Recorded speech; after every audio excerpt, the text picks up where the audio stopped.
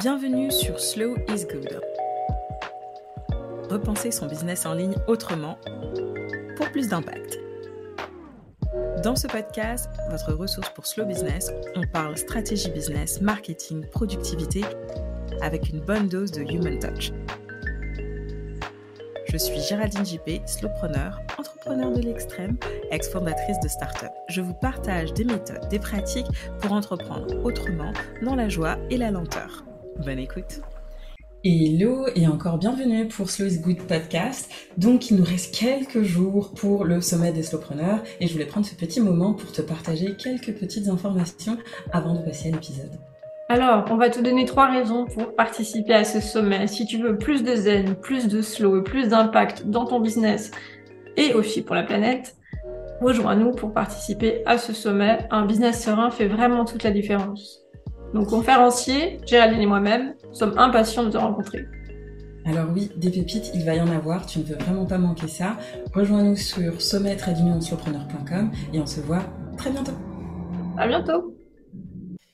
Bonjour et bienvenue pour un nouvel épisode de Slow is Good, le podcast. Aujourd'hui, j'ai le plaisir d'accueillir la fondatrice, la cofondatrice et la CEO de Bicom. Bonjour Vicky. Bonjour Géraldine, ça va bien? Ça va très bien, merci. Écoute, je te remercie. Je sais qu'en ce moment, tu es entre 2 avions, 2 trains, 2 plein de choses, mais je te remercie profondément d'avoir pris le temps de venir parler aux auditeurs de Slow is Good podcast, de comment justement tu as bâti ton entreprise, mais surtout des valeurs et la culture d'entreprise que tu as intégrées, insufflées pour avoir plus d'impact. Ça va me faire plaisir. Mais on va commencer par la base. Est-ce que tu peux nous dire justement comment est-ce que tu as démarré en fait ton activité et d'où tu pars? En fait, moi, je viens d'un petit village de pêcheurs de la Côte-Nord qui s'appelle Havre-Saint-Pierre. Puis très jeune, j'avais très hâte de découvrir la grande ville. Donc, on est déménagé un petit peu plus tard à cette île. Puis de là, je suis partie étudier en Italie à l'âge de 17 ans. Pour ensuite revenir sur Montréal, faire des études en design puis en marketing de mode. Puis c'est dans le cadre d'un stage que j'ai rencontré Marie-Noël, mon associée actuelle, avec qui on a démarré Bicom. Ça fait maintenant 17 ans, ça fait déjà un bon moment. Donc à l'époque, on était toutes les deux, puis on rêvait un peu de créer l'environnement où on aurait voulu travailler nous-mêmes. Donc c'est ce qui a fait en sorte qu'on a été probablement une des entreprises les plus flexibles avant que ce soit très populaire, ce qui nous a permis d'avoir des gens qui sont avec nous depuis plus de 10 ans aujourd'hui dans nos équipes de travail. Alors ça, je trouve ça vraiment assez extraordinaire parce que c'est pas un exercice simple d'amener justement cette notion de flexibilité, des valeurs, je dirais, plutôt humaines, voire familiales au sein d'une entreprise. Comment est-ce que vous avez réussi à à passer ce tour de force? Parce qu'aujourd'hui, c'est très en vogue, surtout post-pandémie, mais vous étiez assez pionnière finalement. Ben, on peut dire, oui, puis c'est aussi, tu sais, faut dire que ni Marie-Noël ni moi avions fait des écoles de gestion, de management. Elle venait du domaine de la communication, elle avait déjà eu une première agence où elle avait commencé à structurer les opérations, tout ça.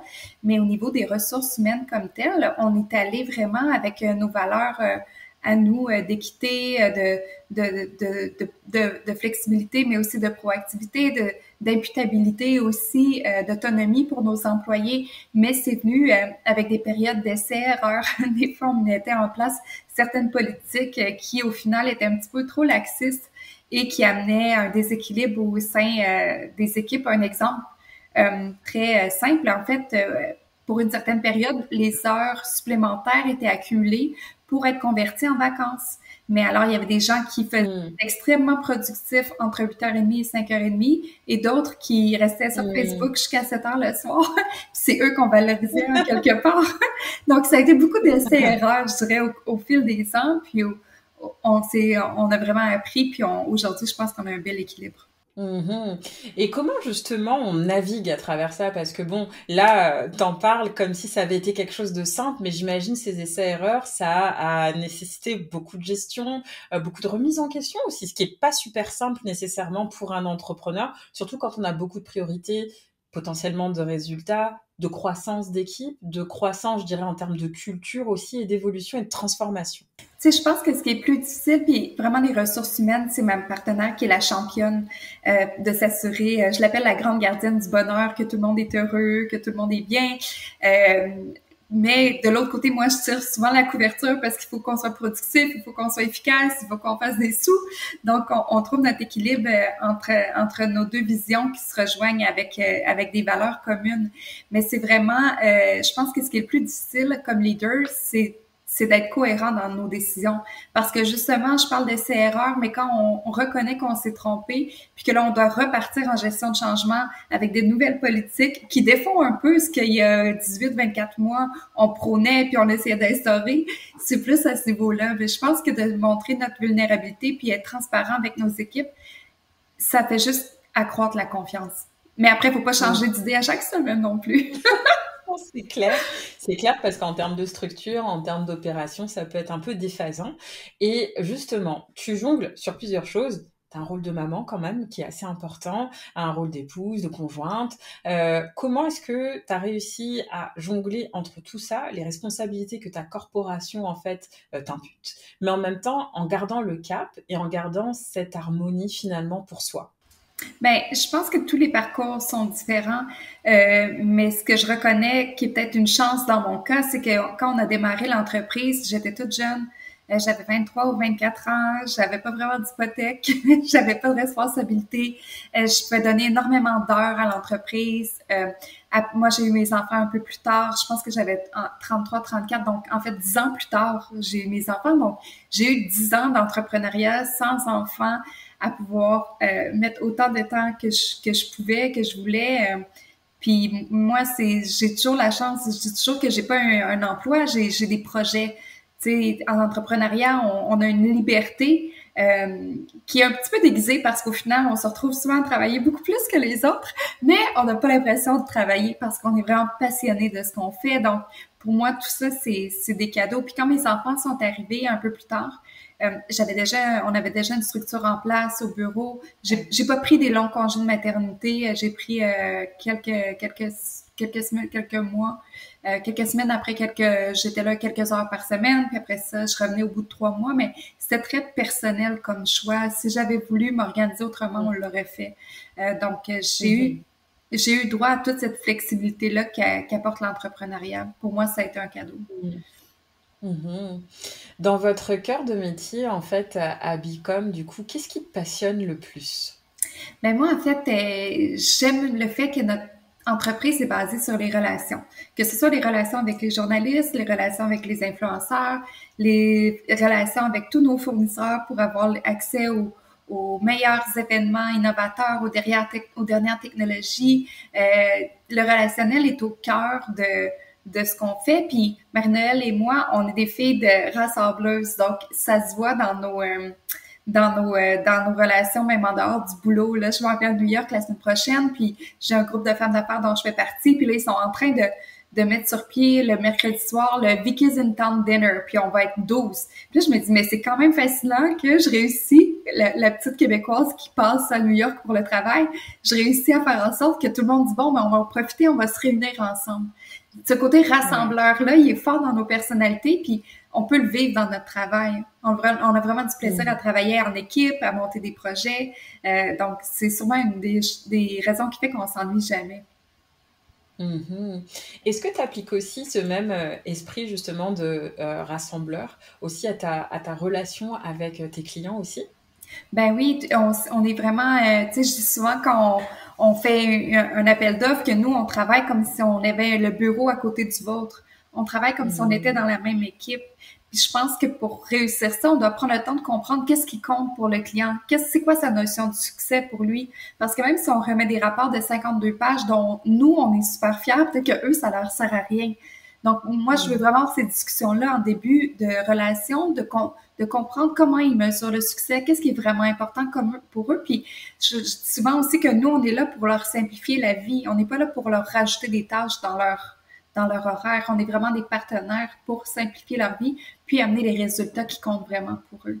Puis, plus jeune, c'est des discussions que je prenais peut-être pas le temps d'avoir, Moi, j'étais bien fière de rapports puis de diagrammes, mais dans le fond, peut-être que personne ne les regardait. Donc, c'est comme une maturité aussi dans bien comprendre qu'est-ce qui compte vraiment pour l'autre. Bah oui, mais du coup, en fait, on vit quand même une belle époque. C'est-à-dire que l'AI, tout ça, ça impacte aussi le métier de PR. Et qu'est-ce qui a changé pour vous et qu'est-ce qui se profile en fait dans l'industrie pour vous? Ben, moi, je pense que ceux qui vont être réfractaires aux technologies puis aux changements vont juste rester fâchés dans leur coin puis pendant que le train passe. Moi, je pense qu'il faut faire le travail de se familiariser avec ce qui est disponible comme nouvelle technologie. Le AI ChatGPT, par exemple, c'est un outil que nos équipes ont analysé. On essaie de voir ses limites, ses forces, comment on peut s'en servir sans dénaturer notre travail. Moi, personnellement, je m'en sers, je trouve ça tellement pratique, mais après, je reviens toujours avec ma touche à moi, avec je m'excuse l'anglicisme, là, mais le look and feel, ce serait quoi si moi-même j'avais écrit ce billet de blog, ce post, cette publication-là, ou encore ce courriel-là. Mais on est en période de test, mais je pense qu'il faut se servir de ce qui est disponible pour nous pour améliorer notre travail sans le dénaturer toutefois. Mhm. Non, mais c'est sûr que l'industrie, en tout cas, va vivre en tout cas une nouvelle vie, en tout cas avec l'avènement de toutes ces solutions technologiques qu'on ne peut pas éviter, selon moi. Je pense qu'on a plus tendance et plus à gagner en fait à faire allier et main dans la main pour voir comment est-ce qu'on peut les utiliser à bon escient. Maintenant, la question qui se pose énormément dans l'industrie, c'est comment est-ce que ça impacte la clientèle, en fait, justement, de savoir qu'on utilise ce type de ressources. Quelles sont leurs réactions par rapport au fait qu'on utilise ces nouvelles technologies? Mais je pense que pour le moment, tout le monde est en période de test. On n'a pas fait de campagne de A à Z en utilisant l'intelligence artificielle.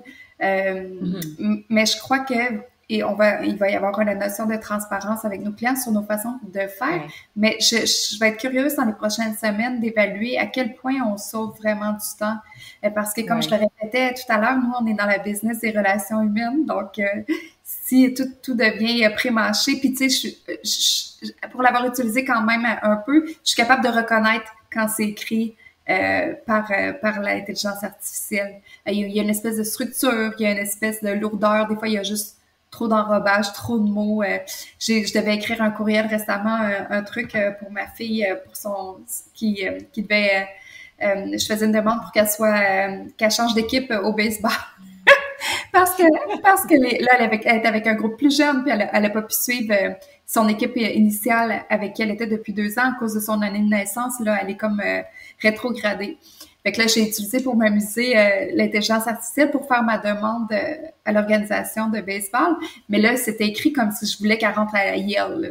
Fait que tu sais, va toujours falloir avoir conscience à qui on s'adresse, c'est quoi le contexte, parce que des fois, ça doit demeurer familier, puis ça doit demeurer léger aussi comme type de contenu. Donc, il y a encore beaucoup de finesses qui sont à définir, mais je trouve que des fois, pour sauver du temps et avoir une base, ça peut être quelque chose d'intéressant. J'ai même testé de faire des budgets marketing pour nous, pour l'agence. J'étais vraiment surprise des résultats. Ouais, c'est vraiment fascinant tout ce qu'on peut. Après, ça peut nous donner des idées. T'sais, on va pas uniquement laisser notre avenir entre les mains de l'intelligence artificielle, mais je trouve que ça peut ouvrir même d'autres perspectives. Ouais, oui, absolument. J'ai eu des conversations assez intéressantes avec d'autres amis entrepreneurs autour du fait, mais la question qu'on se posait, ou du moins le sujet de conversation tournait autour de, en fait, quelle est la conscience ou la philosophie que l'on veut attribuer en utilisant ces outils-là? Est-ce que toi, tu aurais une réponse à apporter à ça? Pas encore. Tu sais, moi, je regarde ça avec beaucoup de fascination, de curiosité, mais j'ai quand même une petite voix à l'intérieur de moi qui, pas de peur, mais je me dis que ça pourrait quand même dénaturer un peu les choses comme on les connaît. Mais là, je me dis, est-ce que c'est moi qui vieillis puis qui est pas prête au changement? que si on se met à laisser l'intelligence artificielle prendre des décisions à notre place, est-ce qu'on va passer à côté de toute notre humanité? Je sais pas. Je suis encore très en mode observation par rapport à tout ça. J'ai pas d'idée faite Mais je reste ouverte, mais je reste un peu sur mes gardes quand même, je dirais. Ouais, ouais. Non, mais absolument, absolument. Et puis, je pense que tant qu'on se pose des questions par rapport à l'utilisation de ces outils, au final, c'est un essentiel aussi pour être sûr qu'on ne se laisse pas finalement quelque part dominer par l'utilisation de la technologie, en tout cas, sans en avoir peur. Et en fait, je te vois très très pétillante et ça, je trouve ça super génial. Mais comment tu fais justement pour garder, parce que tu gères quand même une équipe de plus de 40 personnes, une grosse entité mais avec plusieurs bureaux. Comment est-ce que tu navigues toi individuellement pour être capable de, même dans les moments où ça navigue un petit peu plus, où la mer secoue un petit peu plus, comment est-ce que tu as navigué jusqu'à aujourd'hui à travers tout ça? Oui, puis je rajouterais à ça que depuis août dernier, on a lancé une start-up en tech qui s'appelle Heylist et qui prend beaucoup de mon temps. C'est super excitant, mais ça me redonne de l'énergie. Je recommence à travailler un peu le soir puis la fin de semaine, mais c'est pas du tout pour moi une tâche. En fait, c'est juste excitant. Je pense que pour répondre à ta question, je pense que c'est d'accepter de prendre du temps pour moi. Puis dans mon cas, prendre du temps pour moi, c'est de m'entraîner. J'adore la course à pied. Je fais un truc qui s'appelle Orange Théorie 2 fois par semaine, qui est un entraînement de groupe vraiment intense où j'ai énormément de plaisir. Puis ça déroge pas de mon agenda. C'est de mettre ma santé, puis pour moi, ça passe par l'entraînement, à mon agenda comme n'importe quel meeting client et de pas déroger de ça. Après, j'aime prendre un verre des fois avec des amis, mais je dois vraiment faire attention de limiter le nombre de fois par semaine parce que nous, ça va vite. Là, on a des cocktails à tous les soirs, on a des événements tous les soirs. Donc, si ça vient avec pas d'avoir de vin chaque soir, je pourrais pas conserver mon énergie. Puis après, de prendre des petites pauses aussi, de se ressourcer. Tu sais, pour moi, d'aller au musée ou d'aller voir une expo ou de faire une activité qui alimente ma créativité, pour moi, c'est nécessaire puis c'est essentiel de garder ces petites plages-là parce que j'ai l'impression que si je prends pas ce temps-là puis je suis juste en mode de production, d'idéation sans arrêt puis de livraison, ben je vais perdre, ce qui fait que des fois j'ai des aha moments puis que je me dis il faut vraiment qu'on essaie ça ou qu'on aille vers là ou vers là, tu sais.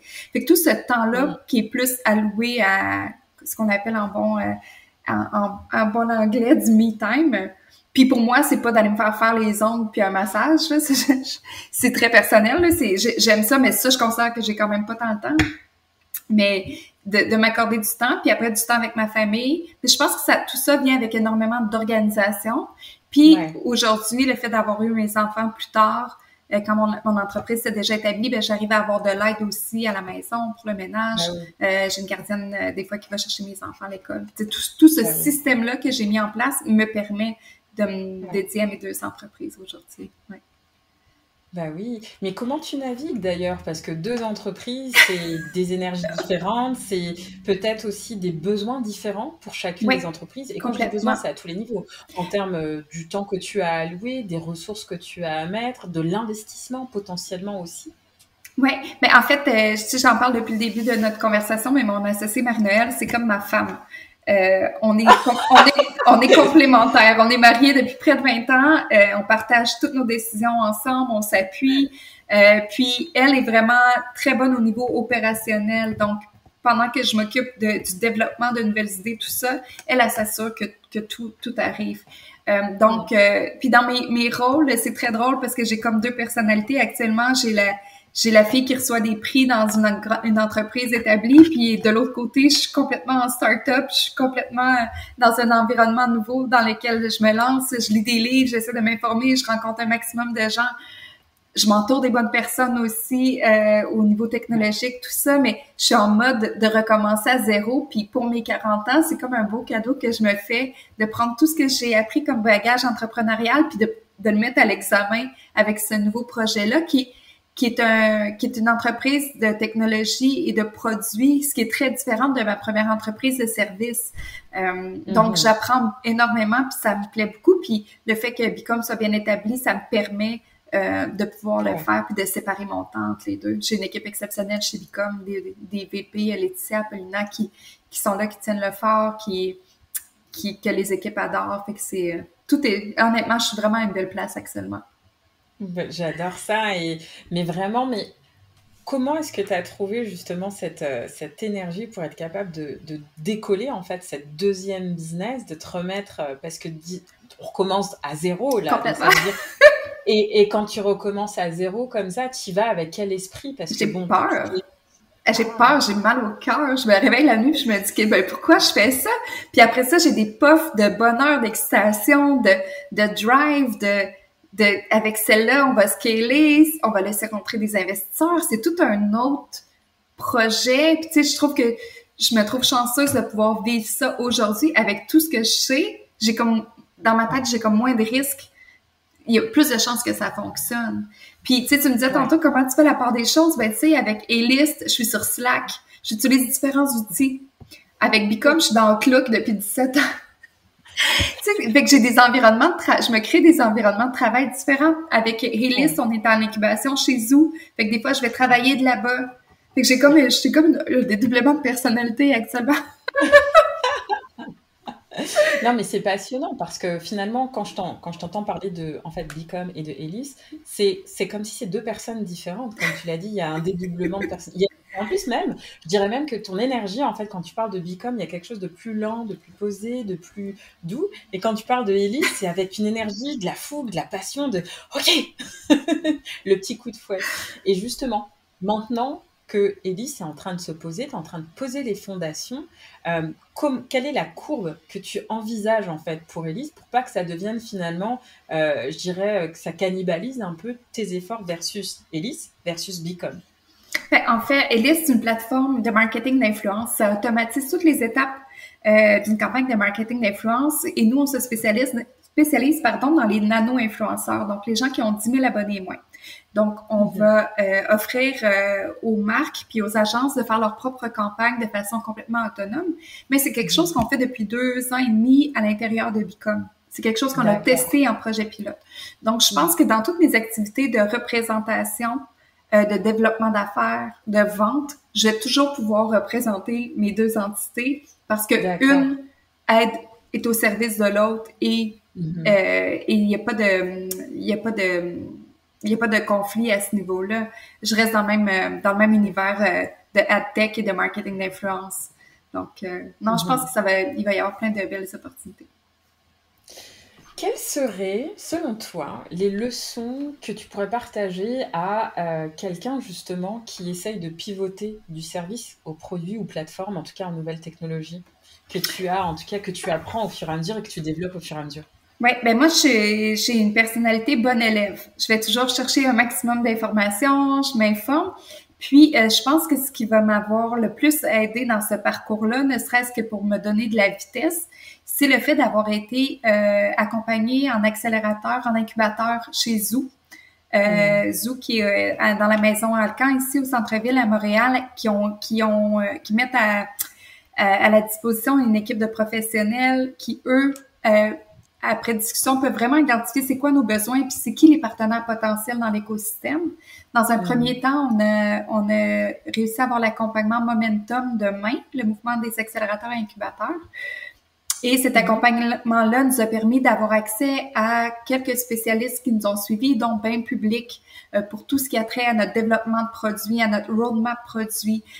Ensuite de ça, on a des heures qui sont disponibles avec KPMG, avec Ernst & Young, pour aller chercher des expertises. Et puis là, depuis février, je fais le programme Focus Accélération. Et ça ne s'appelle pas Accélération pour rien. C'est vraiment, vraiment intense. J'ai suivi avec des mentors exceptionnels et j'ai eu des moments où je pleurais après les réunions parce que j'avais l'impression que ça allait trop vite, que je manquais de clarté dans ma vision, mais ça m'a tellement aidé.